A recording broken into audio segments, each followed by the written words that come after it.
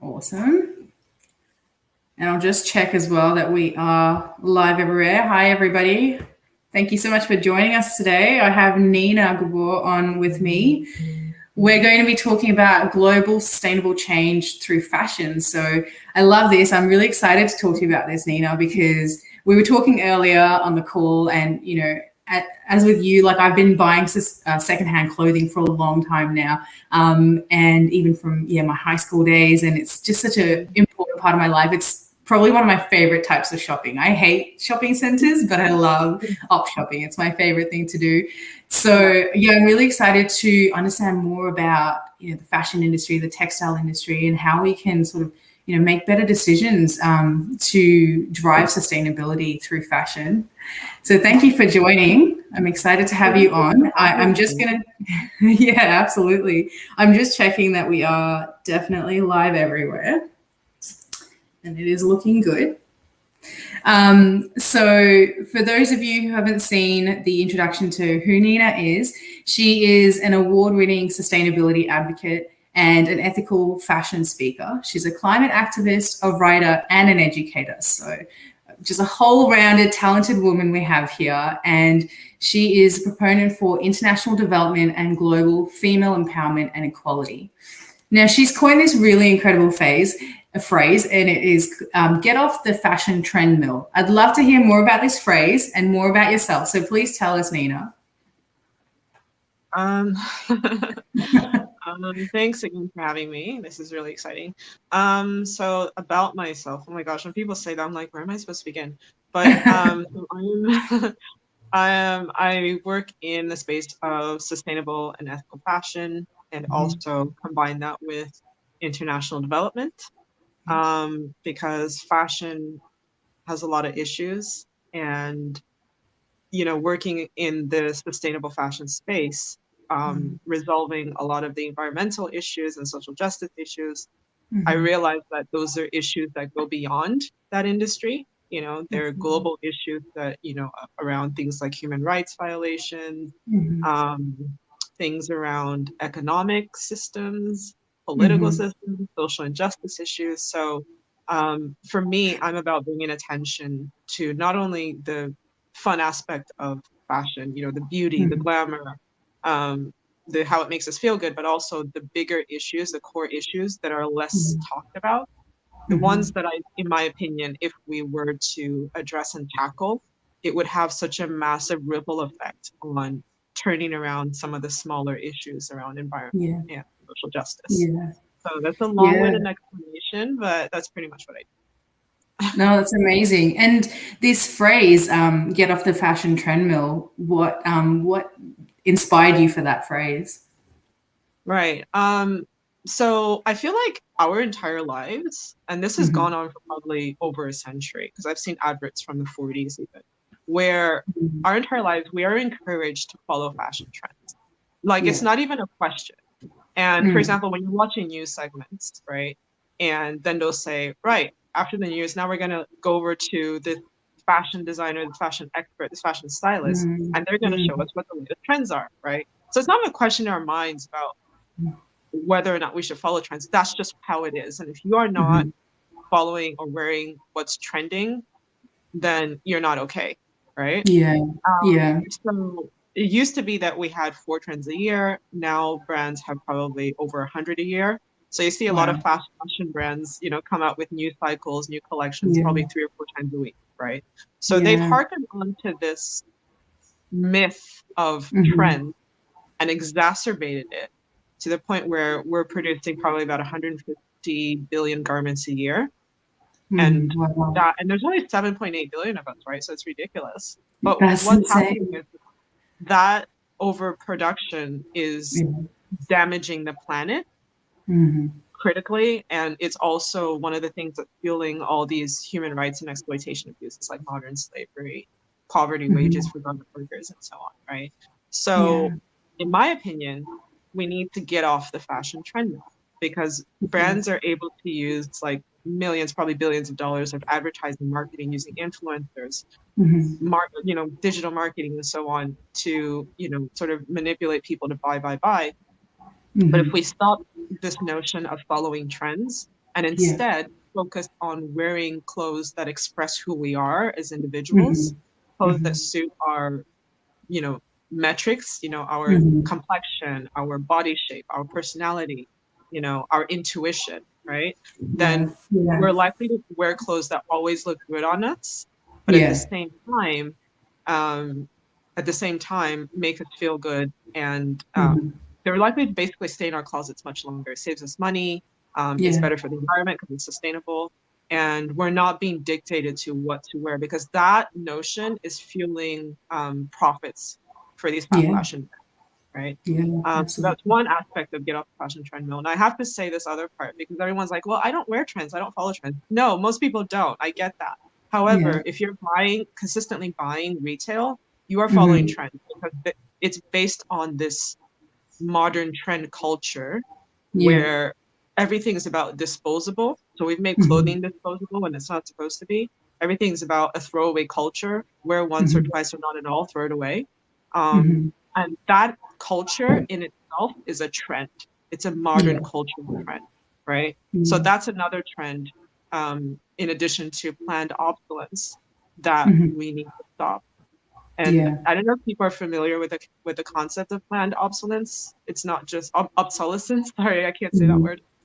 It's not just, it doesn't just happen in fashion. It happens Mhm. in Everywhere. other, yeah, everywhere, other Yeah. industries as well, like tech, Yeah. food, Cool.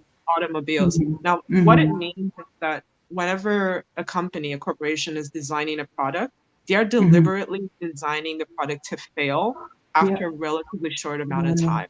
And they do Yeah. this because it just keeps their profiting consistent. Because if the product fails, usually in most cases, it's cheaper to buy a new one Yeah. than to fix it, right?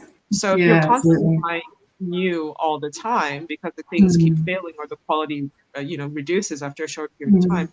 then it just allows the corporation to amass millions and billions of dollars Mhm. whilst damaging the planet in the process. Mhm. And we all know Mhm. that we're at this critical juncture where we cannot keep plundering the earth for more raw materials and resources because of Yeah. climate change, right? So get off Absolutely. the fashion Yeah. treadmill is about ending this concept of, following, or Mhm. buying consistently, Yeah. and instead fixing, you know, and buying to buying for long-term purposes as opposed to short-term purposes. So Yeah. yeah. Yeah, no, it's amazing. I agree with everything you're saying. It's I find it interesting because so I'm from India, and in India, from what I know about their culture, it's very much about like circularity and bringing waste products back around into new life, and giving it new life and new purpose. So, yeah, it's just so important for us to start valuing these things because, that one T-shirt or that one dress, it has not just a economic capital, it has a human capital, it has a social capital connected to Yeah. it, as well as a natural capital. So, really, the four pillars of like the four areas of capital that we really need to be cognizant of when we're making these choices. So yeah, it's yeah, you put it really well. I like that phrase. It's great. So tell us more about your career. How did you start your career in sustainable fashion? What got you into it? Um, so since I was a little kid, like I used to watch like classic movies, like from the 40s, 50s, and 60s, Mhm. with my mom, my brothers, and that for me, like I saw, silver screen goddesses like Audrey Hepburn and Grace Kelly. Yeah. And to me, that was what style was all about. They represented Mhm. style. And I was like, Mhm. I want to look like that or dress, not look, dress like that when I grow up, Mhm. because I felt that was what you grow up, a little girl would grow up to be a woman, and that's what it looked like, right? Dress that Yeah. way. And so, you know, I grew up in the States, and my family moved to Nigeria when I was older.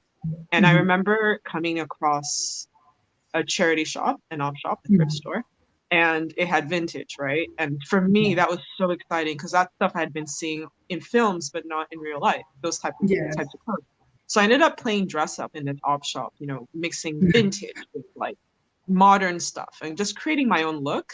And I Yeah. lost track of time in this shop, and I little did I know that that was the day my sustainable fashion career was born.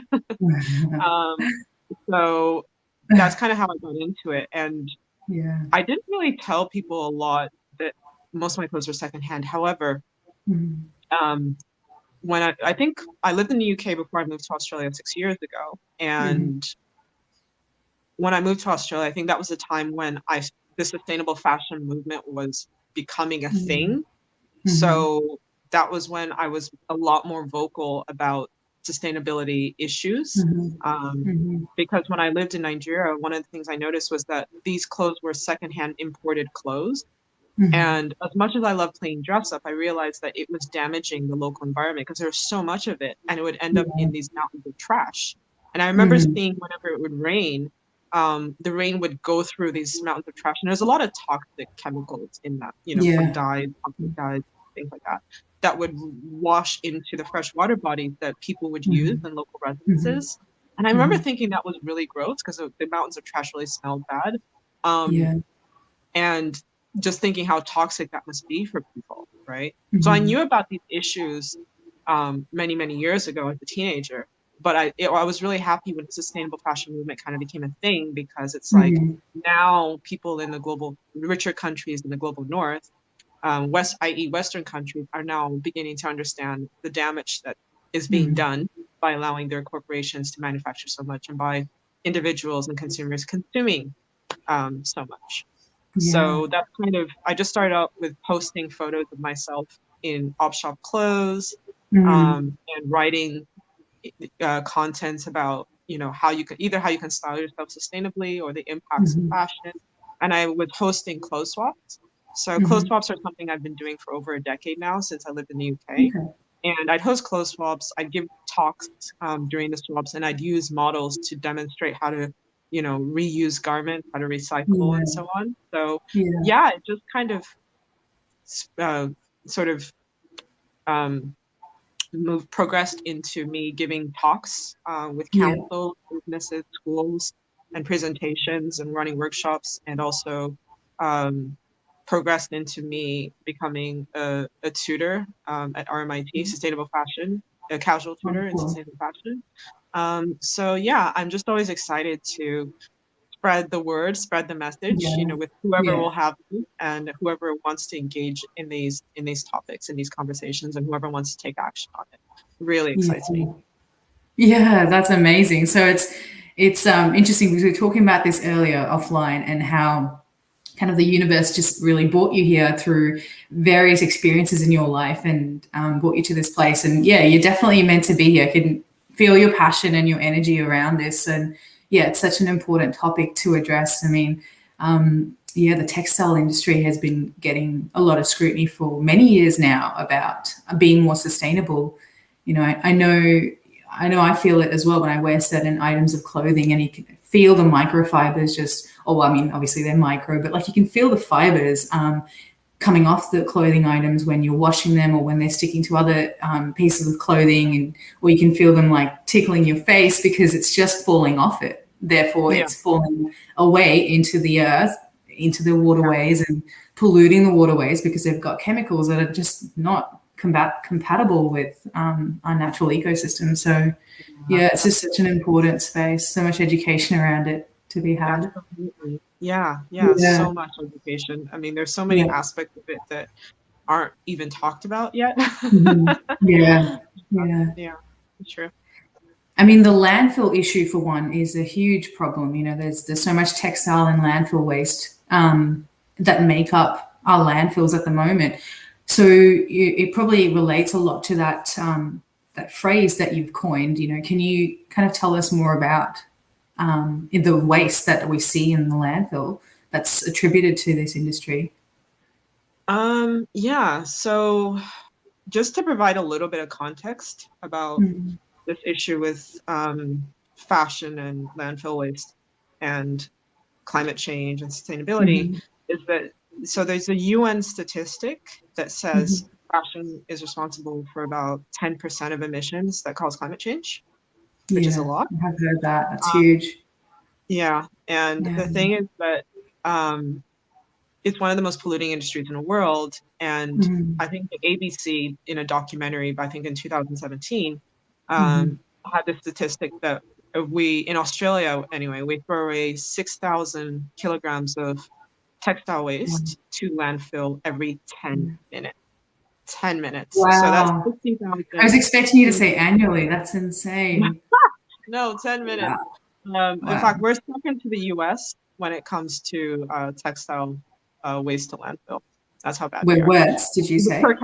capita. No, second to the United States. Oh, second. Okay. Wow. That's So, insane. and because I think it's about, per person, it's about 27 kilograms on average per year. That's what it comes to. And I think there's a statistic, and I don't know if this one is true or not, but they say about 65% of all new clothes end up in landfill within a year of manufacture. So No. this is a massive, 65. yeah. So, Oh my and the goodness. reason why this happens is because we are producing about 150 billion garments a year, Mhm. right? And there's only Yeah. 7.8 billion of us. Yeah. And you know, we've seen through the ABC, the new documentary about Ghana, how the clothes, what happens at the end of cycle. You know, it goes Mm. into we're shipping our trash essentially Mm. to Mm. poorer countries in the global south, Mhm. and it's polluting their environment, right? So we're not Yeah. seeing the scale of the problem. We're not seeing the scale of our waste. We're just No. shipping it We're somewhere shipping else. it off. Yeah. Yeah. So get off the fashion trend. Well, you know, I explained the concept earlier. Mm. Um, but the thing is that if we're able to embrace the idea of reusing, recycling, and most Mhm. importantly, as individuals, really start buying clothes, not just because it look good, but really think about how many ways can I use this, right? How Mhm. does Mhm. this garment that I want to acquire fit in with the rest of Yeah. my wardrobe, right? And Yeah. then understand yourself. You know, I think the Mhm. first and foremost thing is to really understand yourself as a person. What kind of Yeah. person are you? Like, in terms of, are you, when you dress up, are you edgy? Are you Mhm. more classic? What's your true personality, right? And when you Sure. know yourself, then you start to think about, um, you know, what your preferences are, right? Mhm. Because the idea is that you should be dressing to express what's on the inside to the Yeah. rest of the world. Not Yeah. copy, not be a copy and paste, not be dictated to by designers or Mhm. fast fashion corporations who want to profit off of you buying those products, right? Mhm. No, really think about who you are, what you want to say to the world through your style, right? And live your Mhm. truth. So understand, you know, what colors, a stylist can help you do this, or you can go on the internet, just go on Google, learn how to figure out Mhm. what color palettes suit your complexion, your skin tone. Mhm. Learn, and these are things I teach in workshops. Learn Yeah. about what your body shape is and the styles that suit your body shape, right? Mhm. And then couple that with your personality, right? Your Yeah. preferences, which will help you choose the styles and what makes you happy, what gives you joy. And then your Yeah. intuition, right? Being Mhm. intuitive about it, you just end up picking pieces that just work for you, you know? Yeah. And when you Yeah. do this, you know, I mentioned this earlier, that you just, and always just look good. It's less effort, literally, to Mhm. look good. I mean, you Yeah. can just, when you Yeah. have a closet full of clothes that you've acquired, built up through this formula, you can Mhm. literally just throw anything on and you just always look good. It's so effortless. And this is Yeah. what I've done. Like, people always say to me, wow, how do you manage to look good? I'm like, I don't try to look good, because I've Yeah. always just bought things that work for my skin tone, work for my Yeah. body shape.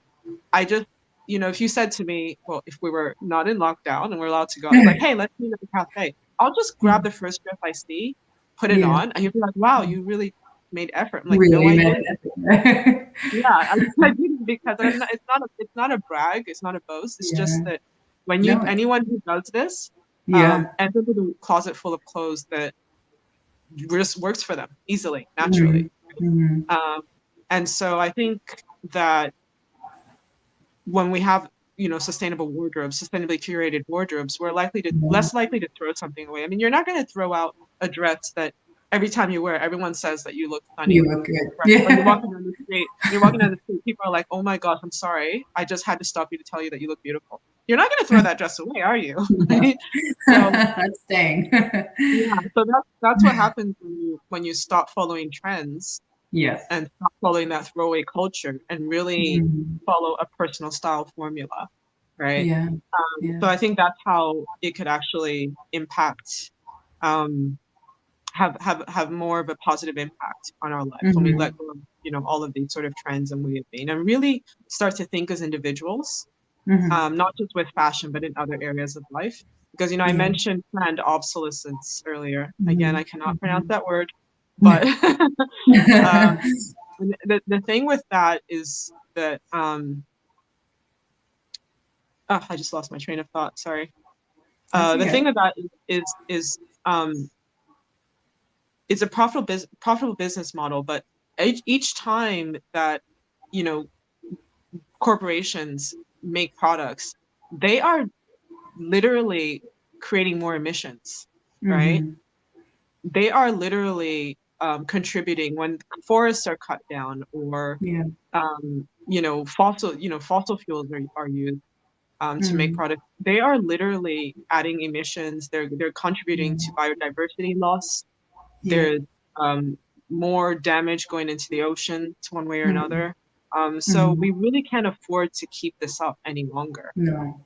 No. Yeah. Absolutely. So yeah, that's pretty much, I think, why we need to get off the fashion treadmill. Yeah. You've touched a lot on the impacts that these choices can have on climate change. And I'm really curious to know, in terms of the connection of the fashion industry to capitalism and economics. You did touch on that a little bit earlier, but if you could tell us a little bit more about that, I'm really curious about it. Sure. Yeah. So there's a connection between fashion, capitalism, and economics. And Mhm. basically because fashion corporations, like other corporations in other industries, Mhm. follow, a capitalist system. And Yeah. people confuse capitalism with trade and business. And Yeah. I like to separate them because trade and business have existed for thousands of years before Mhm. capitalism was Yeah. invented. So Absolutely. capitalism is about 500 years old. But people have, Mhm. before that, people always traded and did business and amassed wealth. Mhm. However, Mhm. capitalism has a focus on profit building, Mhm.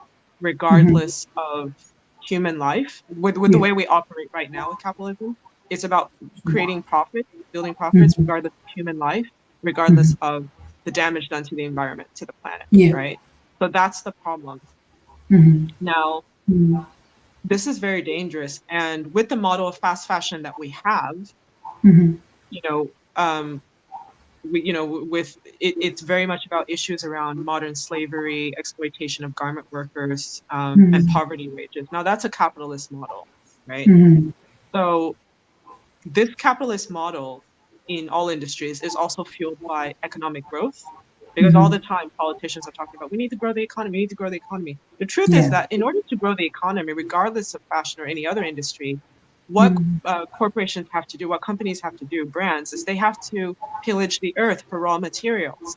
Mhm. And again, so it's like a sort of an oxymoron in a way, like we're growing the Yeah. economy, but at the cost to the planet.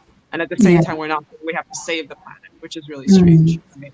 So Yeah. what we have to do instead is we have to stop this thing about economic growth, and Mhm. really all the resources that we pillaged from the earth already, we use, Mhm. recycle those.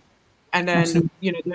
there's this thing they always talk about, we need to create new jobs, which is why we Mhm. need to, create new Yeah. products where people have jobs. But the truth is that there's more than enough Mhm. money that we've created already Yeah. to meet the basic needs of everybody on the planet, right? Mhm. And there's more than enough. And in terms of jobs, how about if instead we created jobs that fix the damage that we've done to the planet? Absolutely. Jobs, yeah. So jobs around, Mhm. conservation, Yeah. renewable energy, Yeah. things like preservation, repairing. Mhm. Um, you know, how about we focus on that when it comes to Yeah. jobs, rather than things that, increasing fossil fuel Mhm. mining, Mhm. um, and all whatnot. So I think Yeah. that's basically, I think, the connection between fashion, capitalism, and economics. I know it's a little bit more complex, Yeah. and I'm trying to summarize it because there's a lot more to No, it, yeah. but I just hope that's sufficient enough for it to make sense. Yeah. No, it's a good. And look, I think you just brought up a really, really Really great point there. I mean, it's probably something I personally, I can say on my behalf, have not really thought about it that way. I mean, I was kind of really thinking, it brought up for me the recent elections in Australia, not recent, well, somewhat recent, and how in Queensland that was really the turning vote for the entire country, and how we brought in our current government because they said we're going to create jobs through, the work that they're doing in Queensland that we're all opposed to if we're in the environmental space. And that was really a problem because it's like your view on jobs is very archaic. It's just outdated. And now we're in a big transition towards a sustainable market, like Europe is. I know a lot of my clients and prospective clients are struggling with the ideas that Europe are bringing down onto their supply chains because they're saying, well, it's just not good enough. Like you need to be considering sustainability in, all areas of its understanding, because we're not going to buy from you others, or we're not going to use you as a supplier or a manufacturer, and so on. So it's about pivoting into this new market and creating a new type of job. That's really, really well put. I really like that. It's interesting. I think it'll spark a lot of ideas, I think, for people as well to think about in that way, that it's not a loss of jobs, it's just pivoting, really what we've had to do through COVID. I liken we're already in a climate emergency, but I guess it's still not that obvious to people. But when it starts to become obvious, and then we're going to have to react to it as we have had to with COVID, when it's right in your face and on your doorstep, it's going to be the same thing. You're going to have to pivot. Exactly. Whether it's too late at that point, I don't know. I mean, but you don't wait until the last minute when things are. No, absolutely not. Yeah, has to be now. I'm with you. Maybe that kind of leads us to the question then: what can people do? What can they do to change this status quo? There's several things they can do, but I touched on a few of these earlier. Reuse, recycle, repair. Things as well as clothes. And then when it comes to clothes, you can restyle your garments. Creativity. Don't estimate the power of creativity to save the planet. Restyle your garments. So this is something I've been teaching since 2015. And that's I talked about when I'd have these clothes swaps in these events. I'd have a model and I'd have one garment back then, and I still do this now. One garment, and in front of the audience, I'd show how to reuse that garment in like 5 or 6 different ways, just by layering and accessorizing, right? So you can just create an entirely different look just from a few, tweaking a few things. Now you can go on Instagram. There's so many style challenges nowadays that you can get inspiration from. So restyling is really critical. Now also demand that supply chain transparency from brands, and that would mean that you would know that the garment workers are being paid livable wages, but also you'd see how, be able to trace back to how the clothes are made and how much environmental impact that is having. And then third, when it comes to environmental situations, brand regulation, social justice, we need legislation if we want change. Because change, customer-based actions are great, but I think it has to be holistic. We need legislation, we need policies, we need regulation in these areas, right? So I think people need to really pay attention to things like labor laws when it comes to international trade agreements, right? Because a lot of these labor laws that allow, sort of when there's what's the word I'm trying to use? Labor laws, exploitation to slip through the cracks, it falls under international trade agreements. So people really have, and women are the most impacted by those. So we really need to pay attention to those. And also insist, whatever city, country you live in, insist on policies that force brands to be transparent and ensure that, workers, garment workers or otherwise in other countries, is written into the laws that they are paid livable wages, and it is followed up and it is proven. So I think that's really critical. It's great. So restyling, and then the legislation, and what was the middle one again? Can you remind me? Transparency in the supply chain. So product stewardship. Yeah. Yeah, no, amazing. I was in my head and then I was like, wait, I need to re-say them. So yeah, definitely restyling, transparency in the products we're choosing, which is so easy now with Google. You can find this information so easily. And yeah, the legislation around this is so important. I mean, I was never really into politics until I really started building my career in this space, and you have to be. And so, the next elections are absolutely a climate election, and it will be interesting to see. I mean, I'm sure you're aware, like the COP. Oh, sorry, yeah. I was just gonna say it's funny. I just had to chuckle a little bit about what you said. I was never into politics until I started this. It's the same with me. And I was literally a girl that just all I wanted to do was wear pretty dresses. That's all I wanted in my life. Right. And here I am talking about trade agreements and policy and development. And I'm just like, what? How did I get from and economics? I'm like, how did I get from there to here? It's so insane. It's so important, and all our votes count. I think, I hear so many people saying that, I just kind of throw it, do whatever, whoever sounds nice, I'll vote for them. But it's really important. Everybody's vote counts, and it's especially, it was meant to count a long time ago, really, with, voting on climate legislation. But this is probably the absolute most critical elections across the world. And so we'll see what happens in Australia. It'll be interesting, and it'll be really good to see legislation come out around product stewardship, including clothes, including the textile industry. So yeah, that's wonderful. It's good. Look, it's been really informative talking to you, and very inspiring as well. And I hope that the people who've been listening have, had some inspiration on how they can make better choices and choose their fashion based on sustainability and drive that forward in terms of positive change. Yeah, here's hoping, right? Yeah, absolutely. Well, it's been really great to have you on, and I'm grateful to have chatted with you about this. And if people wanted to find you, can you tell us what's the best way for people to find you? Probably Instagram. I'm at eco.styles with an S, or my website, the blog, the same name, Eco Styles with an S. Yeah. Great. I can tag that into the comments as well.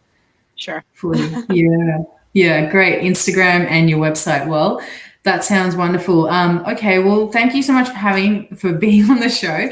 And it's been really great, and I hope everybody has a wonderful evening. Thank you for those who joined and stayed on for the live show, and we'll see you next week. Take care. Bye. Thank you. Bye.